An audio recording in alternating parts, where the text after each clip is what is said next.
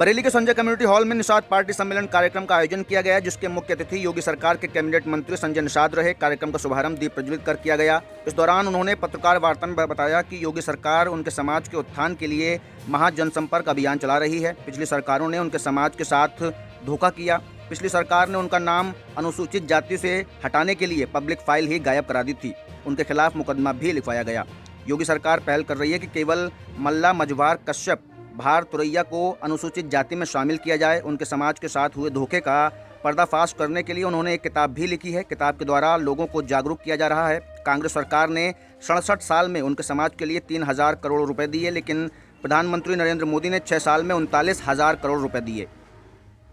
ये बरेली मंडल का सम्मेलन, हर मंडलों में जाकर एक इनका जो अनुसूचित जात आरक्षण है मछुआरों का, वो उसका एक महाजनसंपर्क अभियान चल रहा है कि पिछली सरकारों ने इनकी जो पब्लिक फाइल 74/4 गायब कराकर इनके जो लेदरमैन, वाशरमैन, फिशरमैन जिसके आधार पर अनुसूचित जात की सूची बनी थी संविधान में, वो होम मिनिस्ट्री से गायब कराई। पिछली सरकार उनके खिलाफ मुकदमा लिखा था और पहल के आधार पर हमारी सरकार ने, माननीय योगी जी ने लिखा कि हमने लिखा कि केवट, मल्ला, मझवार अनुसूचित जात के हकदार हैं, कश्यप, हार, तुरैया हैं।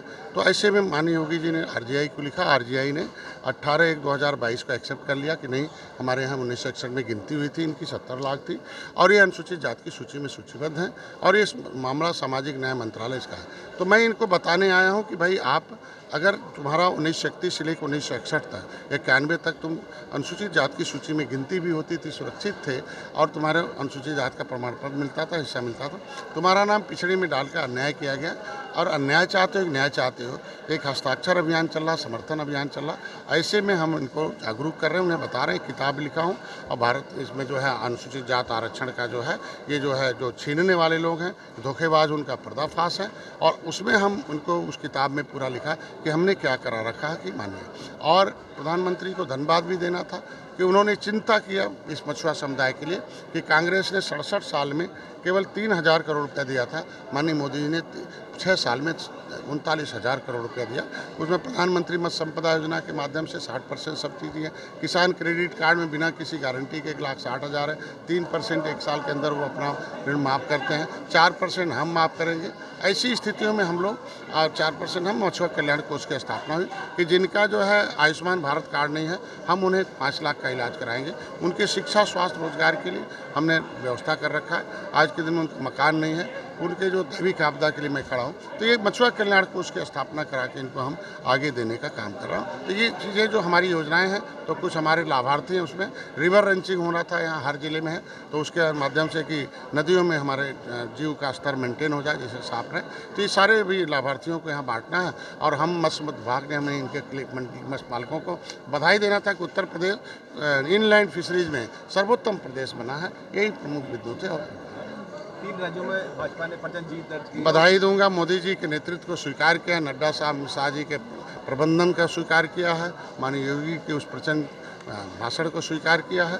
जब असंख्य भारतीय जनता पार्टी सहयोगी दलों को, कार्यकर्ताओं को, मतदाताओं को मैं बधाई दूंगा। 3 राज्यों को, 4 राज्यों की जीत। अखिलेश यादव ने आज लखनऊ में बयान जारी करा है कि इस हार से जो है हमारा इंडिया गठबंधन जो और मजबूत होगा।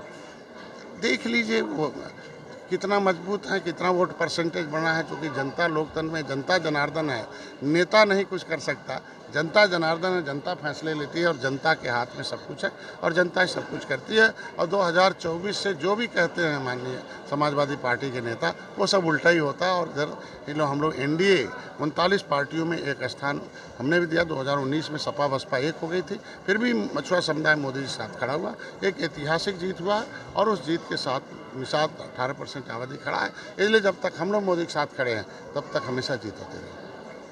क्या सिंह उभर के आएगा 2024 में? निश्चित रूप से मोदी प्रधानमंत्री बनेंगे और हम लोगों ने तय कर रखा 39 पार्टियों में कि हम सब लोगों ने कि देश को विश्व स्तर पर ताकतवर बनाना, अर्थव्यवस्था 5वें नंबर से 3रे नंबर पर और जन कल्याण की